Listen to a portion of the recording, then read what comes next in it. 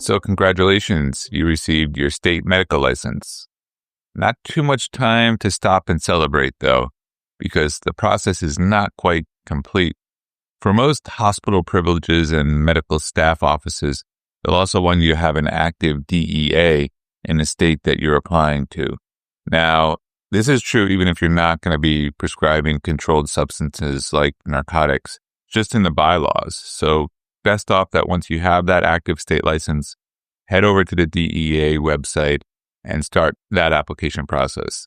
Now, that's a quick one. So I just did mine for the state of Pennsylvania. It might have taken me anywhere between 7 and 10 minutes to get the whole thing done. I just want to cover a couple quick upfront things before I give you a little more detail on that process. So number one is have your active state license handy, because it's going to want to know that license number. So if you just got it, make sure you have it. It's also going to want to know the expiration date of that license. So that's what slowed me up, is I had to go and look that up. I didn't have it when I did the application. The other thing, and probably it's even more important than having your active state license on hand, is knowing the fees.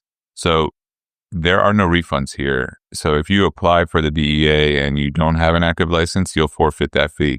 And currently, for a 3-year registration, it's $888.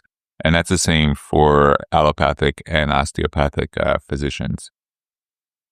The other thing is, before you head over to the DEA website or while you're on there, make sure you have an active employer address. It's going to request that. So wherever you're applying for privileges or whatever practice you're joining, you're going to want to know their address. And probably last thing I want to cover here is that contact information. So it's going to ask you actually for a business phone number and a business email address. And I'd advise that you not use either of those as business numbers or emails, because that's where they're going to send correspondence to. So you just want to make sure you put your cell phone number in there, and then whatever email address you want to use where you're going to receive information. So they'll send the DEA certificate there once you're done with registration. Now, I didn't get any phone calls or anything, but I think it's always best to put your mobile number there just in case there's any issues with the application.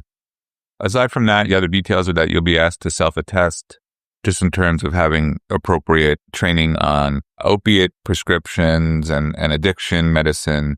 It's going to ask for some basic registered mailing address as well. Just make sure that you have that address matching the one on your medical state license. That's another important thing. Those cannot be different. Aside from that, the schedule information can be a little confusing if you've never applied for a DEA. So I would recommend you choose every schedule. That means schedule 2, 2N, 3, 3N, 4, and 5. Basically, the schedules at the top, the lower numbers have the higher potential for abuse. And then as you go down or up in numbers, the addiction potential decreases. So something like 2 would be like opiates. And then schedule 5 would be like the lowest abuse risk, or something like, cough medication with codeine or something like that. There'll be a self-attestation reminder at the end, and then a confirmation page. With the confirmation page, you'll actually get an active DEA number and control number there. So I would take a note of that. Once you have an active number, that DEA is ready for use. So if you're kind of in a quick rush on credentialing, you're going to want to go ahead and have that number and provide it to your medical staff office to process your application.